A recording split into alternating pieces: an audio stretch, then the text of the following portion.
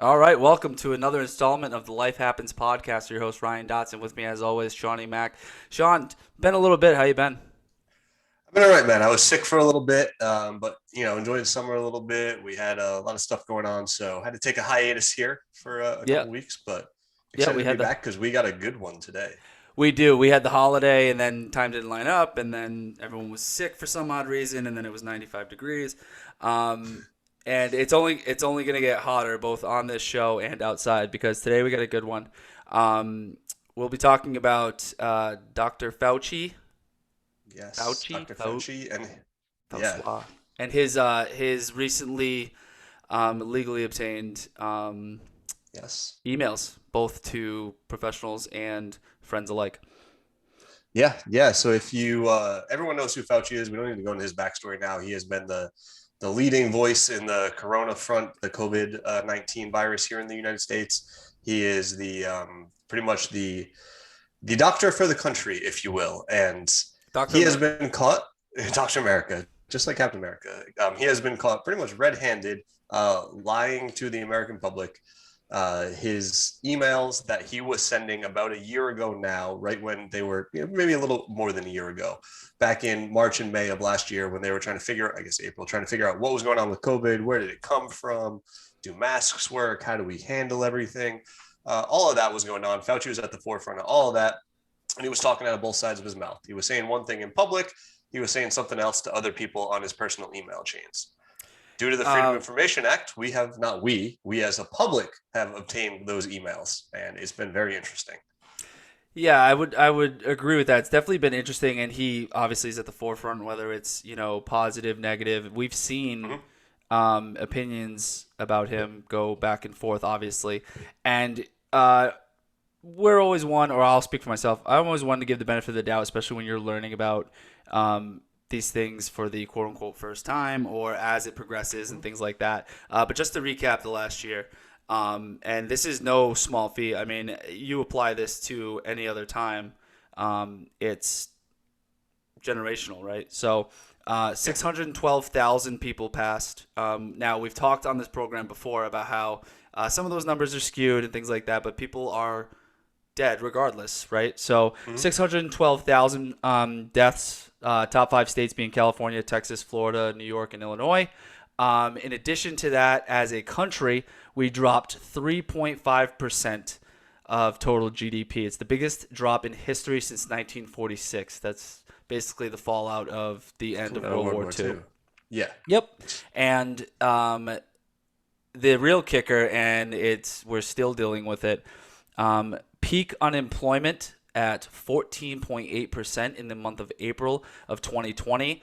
It did not really change in percentage all that much throughout the year.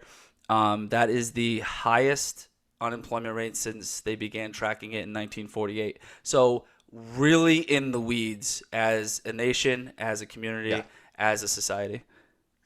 As a world, I would say, because the I would. U.S. still, despite our declining power amongst the world, we are still looked at as a guiding voice in the world. When people, they want to see what the U.S. is doing before they take action, and that happened similarly in the pandemic worldwide. So people would look to us. What is the U.S. doing? What is Fauci doing? And they would then mirror those actions, and that's where we kind of get into trouble here. So Dots gave you the background, right? Like this has been horrible. It's been horrible for everyone. It's been a shit experience the world over. Like this hasn't really spared anyone. So, We lost a year and we lost instead people. Like, it's we crazy. lost a year. We lost people. Like everybody has lost someone. I Hmm. dare you to find one person who has not been affected by it. Like you can't. It's impossible. I So don't think it's this possible. is Yeah. not to this is not to downplay COVID. This is to expose the lies and distruths and the agendas that seem to be formulated and given to us, not proposed to us or proposed to us as a theory. Here's what we think happened. Would you like it? It's here's what happened. Here's the narrative. You can't question it. It really is basically why we started this show is Mm-hmm. exactly what we're seeing and what's coming out and coming to light a year later is, and we've seen it time and time again, not to this scale. And I think that's Mm-hmm. why we're as fired up as we are. Is don't take everything that you read or see for what it is on the surface, because it could be cookie cutter, it could be, just massage to how the public will take it. I mean, you have to take all of that into consideration, and we see it here in literal plain text, Mhm. exactly how that took place. Yeah, and to Ryan's point, question regardless of authority or source, that's the difference. So this is a Mm-hmm. generational difference. When COVID started, I remember having a conversation with my family members, and they said, "Well, I'm just gonna, listen to Fauci. Whatever Fauci says, that's what I'll do." And that's the generational difference. Is our generation's like, well, why is he saying what he's saying? Where did he get the data to come to the conclusion and say what he's saying? And that's where we need to move as society. We can't blindly take anything that we're given and say, "Okay, great, cool, trust you, sounds great," We especially need when to these see the people have data. been caught. Yeah. Mm-hmm. So in this case, early on, there's two main issues here. We're gonna get into, and then we're gonna talk about the ramifications of those issues. That's the Mm-hmm. that's the real kicker here. But the two big things are the origin story, the origin of where COVID-19 came from, as well as the effectiveness of masks. Those are the two main topics of debate here. And the origin theory is one I'd like to dive into first, because that's the Sure. one. I think masks tend to divide people. I think we've come away from it a lot, but for a long time, masks were pretty divisive in society, or at least that's how it was portrayed in the media. Maskers versus non-maskers and whatnot. But the origin story, I think, is a little bit different. I think most people don't believe the wet market theory that, in China, there are wet markets where they sell live animals. A bat was there with the virus, and it somehow somebody ate the bat, and that's how it got to humans. So Yeah, I just to mean be clear, that sounds like how Batman became Batman. Like it's just yes. this, you know what I mean? It's almost like I'm in a comic book or like a Marvel movie. So yeah, let's just paint the picture right now. There's two main theories. There's one that's a lab leak. So there's a level 4 out of 5 virology lab in Wuhan that studies bat coronaviruses and studies gain of function research on those coronaviruses, meaning trying to take a virus and genetically engineer it with human inputs to figure out how we can get ahead of it in the future. So in Wuhan, where the virus emerged, there is a lab that specifically studies these viruses and tries to manipulate them to see how they can be more or less effective. The argument that has been proposed to us by the media, the governments all over the world, is that the fact that the virus came out of that lab is not possible. That's illogical and does not make sense. What makes more sense is, even though, according to the research I've done, there's not a lot of bats in the area of Wuhan, and there's not a lot of coronavirus cases within bats in that area. They would have had to get this bat from like 500 miles away, bring it to the wet market, then have somebody eat it in order for somebody to get the coronavirus through a bat. Which And in and that of is the itself sounds pretty intentional.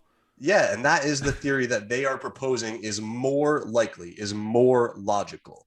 And I Hmm. think if you present them like that to the average person would say, I think it's probably more likely it came from the lab, don't you?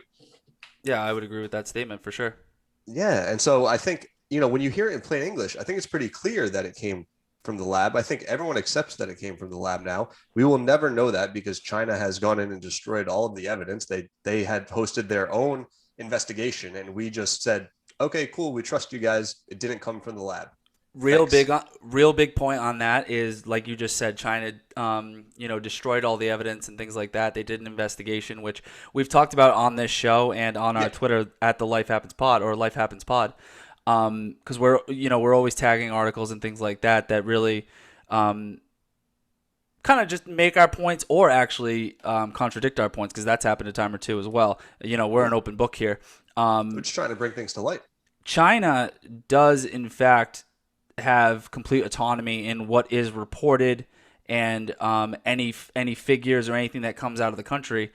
So that is well looked at and well massaged well before it comes to light and into the general public. And I think that if anything was going to fit that criteria, it would be Wuhan, and where the virus that killed 612,000 Americans came from. Yeah, and exactly, man. And so this is the frustrating part, is because when you look at it in plain English, it seems pretty clear which one is accurate. And then we get the emails that start to come out. So just to backstory, we talked about this on the podcast. You go back and you watch the things you can't say about COVID-19, that episode. But there was an investigative journalist website, if you're not familiar, it's called Zero Hedge, but they posted an article suggesting that the virus could have been leaked out of this lab in Wuhan. They did that maybe in early March or May of last year, April, around that time when you couldn't say anything negative about COVID because you were trying to kill someone's grandmother. They were banned for life from social media accounts. They've since gotten that back, but they've been, people were deplatformed for suggesting this. But at the same time, it was in Fauci's emails that have now come out. There were other doctors, other virologists around the world. There were other people discussing the fact that it probably came from the lab with Fauci over email when he was in public denying that was a possibility. Mm. Um, it's just like you And suspect one thing, but then you get the written proof, and people still kind of want to label you a conspiracy theorist or something crazy, even though it's now tangible proof. now I was doing my own research regarding what was said, what was sent, and Mm-hmm. who it was sent by. To be clear, that Fauci never actually authored an email confirming the lab theory. They were all sent to him, but Mm-hmm. he never actually confirmed it. He didn't That's deny fair. it either, Yeah. which is where I'm frustrated is because as I point to myself like an idiot, like he never denied it. It's very specific. I remember reading one email that said, I always answer your emails and calls, so and so, but this is one that I want to stay away from. And in the attachment was, um, just the theory of the lab, but very specifically where, when, how, and like name people. I feel Mhm. like people that really, you don't want to say conspiracy because what is a conspiracy anymore? Like the people that are on the far right or far belief of the lab will take snippets of shit that's sent to him. You know what I mean? Like I can send you an email that says like money Oh got yeah. real, like blah blah blah. But again, it's that non-denial that really sticks out for me when I was doing counter research for your points. Yeah. And that's totally fair. To be clear, there's not one email where Fauci says this came from the lab. Like that email does not exist. Nor Um, that it didn't. yeah, he never denies it either in emails to his friends. He denies it publicly. But another one, we talked about this earlier today off air, bringing up some show notes. But there was a journalist just today who just Mm-hmm. blew up his Twitter account. He was one of the doctors who was discussing, again, there's email chains with Fauci where he proposed the origin of the virus came from, which was the lab, and those emails got out. And that day, he goes in and destroys all of his tweets that have anything to do with the theory of where this came from. Like, it's just such sketchy, suspicious shit that you wouldn't do if you weren't guilty of something. Like, Right. The second you start deleting everything, that's basically an admission of guilt. Um, like you know, those aren't it. innocent actions. No, they're not. And the only way you can kind of defend it, and this is really all I got to stand on, is his the like protecting family, his government name and things like that, like people finding out like who he is and stuff like that. But you're a journalist, so what are we talking about? Like Oh, yeah, he's a journalist, not a doctor. right, but that's what I'm saying. Like you're a journalist, like you are in the public forum. That's literally what you do. Like you can't just delete everything and kind of hope for the best. Like Yeah, journalists as a always talk about journalist. integrity. Like you got to stand behind your stuff as much as the people that you're reporting about do. Yeah. You And know. as we've talked about, they've been changing the goalposts. They've been changing data on Corona the whole time. If you go back and listen to that episode, we've talked about Mhm. it. So this is nothing new. And that's the problem is we'll get into it, but there seems to be that controlled narrative that we'll talk about. But let's go to the second point because the second point's a little different. I think this one is where we split. Not just on the show, but like you said, as a society, because the misinformation versus accurate versus inaccurate is kind of wild, and we're talking about the efficiency and the protection levels of these masks, right? Whether they're cloth, they're store bought, they're hospital issued masks. Do they work? Do they not work? And that's point number two, because the first point, there wasn't tangible direct proof. And the second point, there are emails from Fauci to his friends and family saying that masks don't work all that much and they shouldn't wear one. Darty, I don't know if you Not have a the great quote, but look. He basically said masks are for sick people. If you wear one that's a healthy person, they don't really prevent you from getting sick. They pretty much don't stop the virus. Now, the argument against that has been, well, they didn't know. And I would argue, go back and look and tell me if there's never been any study on the effectiveness of surgical masks. We've never studied their effectiveness ever until No, 2020. they're good. You don't think so? So that argument does not hold any water to me that we've never studied the effectiveness of a surgical mask before. That's ludicrous to me. But either way, we have the written proof. It's in an email of him saying one thing to his friend, saying they don't work, you don't need to wear one, and then influencing all of the world to have mask mandates, division, fights over masks. Like Literal, like, you don't want to say I'm sure riots, somebody but got shot like over people mask get argument in the like people. past 2 I years. fully believe that to be true. Like get like social gatherings in front of like state offices and stuff like that. All while BLM was going on, Yep. people were having rallies for anti-maskers. And a year ago, you see them and you're like, you guys are idiots. Then you read this and you're like, I'm an idiot. You know? And that's the problem is at this point, people get so ingrained in what side they picked, they don't want to go back on that side. So that you can't, Oh, if what you you've been did? on the mask side, you're too committed. You can't go read those emails and go, I guess I was wrong. Yeah, And you're that's a pot little, committed. yeah, that's that's a bigger problem with society at large, is our inability to ever be wrong. Nobody will But ever admit that they're wrong, especially when they fought. So there is like honor and integrity in arguing a side and losing an argument. There's always a winner. There's always a loser. Like there's nothing wrong with that. The only argument that I have to the point of the mask success rate, specifically with COVID, is that window of time where you don't know that you're contagious, right? That 5 to 10 days where, because like we said, the mask is to prevent other people, us to prevent a sick person infecting other people. yep. Now, why everyone around you in the world would have to wear a mask because you're sick is Well, stupid. exactly. But that time frame of when you don't know you're sick, if everyone's wearing a mask, in theory, which this is what they went with, which is crazy, is that would prevent it didn't, but would prevent the spread of this virus.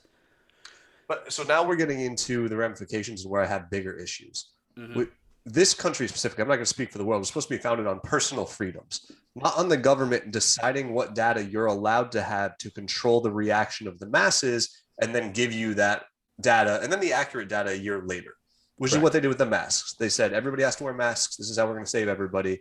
This is the only way to do it. And then a year later, it comes out, actually, probably didn't have to do that. And then their argument will be, well, we had to control the masses. We had to control, we couldn't have panic. We couldn't have hysteria. We couldn't have people looting the shelves. We had all that shit anyway. We Yep. didn't control anything. But that is the government deciding what we are allowed to know. That's them having a set of data and choosing to give us the incorrect data. And I take huge issue with that.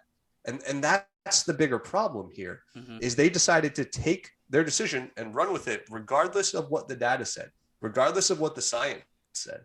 They had a decision and that was it. They had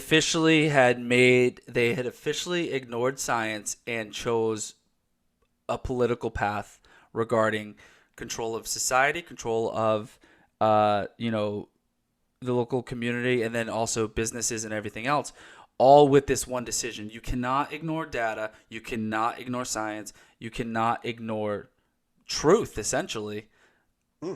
It will all come out in the wash, and the fact that we had to wait a year later and it was only through the submission of a Patriot Act file, which could have easily been squashed, sent down the road for 10 years. Like there's many obstacles that you have to go over to get this. But I don't want to say luckily, but luckily there were enough people Almost. that wanted to see Fauci go down, basically. Yeah, and it's not even like I don't have any Or be proven personal issues wrong. I'll with say proven Fauci. wrong, not go Yeah, down. Sorry. it's just that people want to see the truth. People want to see the truth come to light, and people want to be vindicated for their suspicions. People for a year have been ridiculed if they didn't want to take COVID seriously, or if they thought the masks were not doing everything that they said they were doing, not as effective. People were ridiculed. People were shunned from society. Hmm. We know masks don't work as well as they claim they have, but that doesn't stop the states that still have mask mandates. The Right. emails are out now, and that hasn't stopped the states that still have mask mandates. Um, Which, yeah, they and still do. There are a lot of states that actually still do. yeah, despite this information coming out, now I get the argument that is it probably safer for everyone to wear masks than no one to wear masks? Yeah, Sure, yeah, I bet but you're that's not right. what we're talking about. That what we're talking No, about is like you said, personal freedom, personal preference, and the information and the data not being available to the public, but government choosing what works and what doesn't work just by saying it. I think that is the most infuriating part and the part that I want to hit home. but even almost even more infuriating to me is literally everyone falling in line with that hook, line, and sinker, lockstep, falling right in line. So Exactly. Nobody asking that's the where questions. not just people, but companies, everyone did exactly they controlled the narrative exactly as it was told to them by the government. The government said, Hmm. "Here's what's going on." It came out of the bat transmission. It wasn't out of the lab; it was bat transmission. Masks work, push masks, all this stuff. And what did all the tech companies do? You couldn't put a post about masks not working. You couldn't host a video on YouTube if it questioned the You coronavirus silence the theory. population. Yeah. So there was a portion of our population that was correct and is now being vindicated who was silenced, who Hmm. lost their right to free speech, essentially, because they were told their idea was wrong when reality was right. They were going against the narrative, though. So, like, we're getting to the point now where it's in regards to free speech. Like, you can't even voice an opinion that is against the narrative of what the government has decided without it being removed and restricted from online so no one can access it. It goes to the dark corners of the web and no one can find it. We're getting like towards Dangerously communist close. Russia. We're Like, getting people dangerously don't close. understand. These are not good things. These are horrible negatives that work towards your government taking away all of your rights and freedoms, all of Hmm. the beauty that makes America a great, that the freedoms that we have. I'm You pretty know, if sure you we need to let that one go because, like, the makes America great. We have mass shootings every day. Our GDP is completely inflated by false numbers. We're printing money faster than we can get the molds. We're basically selling the farm just to keep up this reputation of the greatest in the world. When in yeah, reality, when in reality, it really is all smoke and mirrors. And I don't want to be a Debbie Downer in that regard, but this is a perfect example. This is a perfect example of these choices that are being made that are completely against the for us. foundation for us, which is completely against the foundation of which this country was founded on. Yeah, and it all kind of ties in together, right? Because like you talked on, we don't have any money, like our education's gone to shit, like the country's broke, all that stuff. Well, what if we didn't just spend $3 billion or more than that on a virus that wasn't as scary and we didn't need all the masks and the PPP for? Like, so see how it's all fucking tied in together? That's what people need to understand. And That I that's what we're think going to that's get what into we're the next preaching episode when exactly. we talk about the budget. We're talking about the budget next episode, which we need to, because that's what people don't get. Like, they write these contracts, they get this spending, and that spending never goes away. They're going to keep spending that, right? And that spending for the narrative that they decided, which was COVID, you know, didn't need to happen in that level of excess. They didn't need to lock down the country the way they did and spend all that money on stimulus checks. Again, people were going to die, people were going to get sick. Horrible. But they didn't need to lock down the country the way they did and spend all that money. So if it wasn't for their ability to control the narrative, they wouldn't have been able to spend that money. Mm-hmm. That's the bigger issue is they have way too much power when they can say everyone in the country can't leave their house. You all have to wear masks. We're shutting everything down. Way too much power. Oh, it's insane, and you just teased it as we wrap up. I'm gonna make it a little bit bigger, but Please. every year, the president submits a budget. He just did $6 trillion. Now, if you remember from past episodes, that the stimulus package in 2020 was $4 trillion, so $2 trillion more. The big proponents of the budget is everything we've been talking about: education, infrastructure, just universal healthcare Green improvements. energy. Green energy, huge on green energy. We're going to do that with $6 trillion. Yet there is a 2.7% increase in that budget for defense spending, of which we already spend more than the next 10 countries combined. So 2.7% increase. The wheels are already turning for a total amount of bullshit. We're going to run through it next week. And like you said, Sean, it is all tied together. The money, the virus, the people, the politics, educate, all of it is America right now. We are not in a good place, but we need to start to figure out what we can do to change the tides. And first, we need the truth. We need to be able to have the truth. We need to be able to be given the facts. We need to be treated as the adults that we are in this country. Here's the information. Do with it what you may. Vote and act accordingly. We are treated as though it is a country of 12-year-olds by our government. So until we are allowed to have the full truth, we can't make properly educated decisions. That is where we need to start. Full stop. We need the truth. Give us the bad news. Like, we're okay with bad news. Shit, man. We can fucking it's okay. handle it. Break it to me. Yeah. Break it to Let me know where we are. We'll fucking all come together. Like, listen, I know we disagree right now, but we got to tackle this first, then we'll go back to this. I feel like a lot of adults, realistically, the majority, the quiet majority, because you got, like we always say, left and right, like, extreme. The vocal minority. Nobody listens to those people. Those people are fucking crazy. But the rest of it, the rest of the community, the rest of society will completely understand, holy shit, we're not going to be able to fight tomorrow if we don't fix this today together. And I think that's the point that we're trying to make. We're a little over right now, but that's okay. Do you have anything else to add before I wrap up? No, it's all good, man. We hit all the points. You guys got it. You know what we're about. So yeah, until next time, we'll dive into the budget next week. But until then, yeah, hit us up. That's good. I'm excited. The Life Happens podcast on Instagram. Life Happens Pod on Twitter. We are on YouTube under the same name. Podbean, iTunes, Spotify. Check us out. I think I got them all right. Yeah. I'm getting better at that. Check us out on the socials. We are on the socials. We will check you out back. We are. And honestly, we both run it, so we're tagging each other in articles, mostly that counterpoint the other one. So, but it's interactive, and follow us, subscribe, whatever. Takes 2 seconds, helps us out. But until next time, that's Life Happens. Thanks for listening.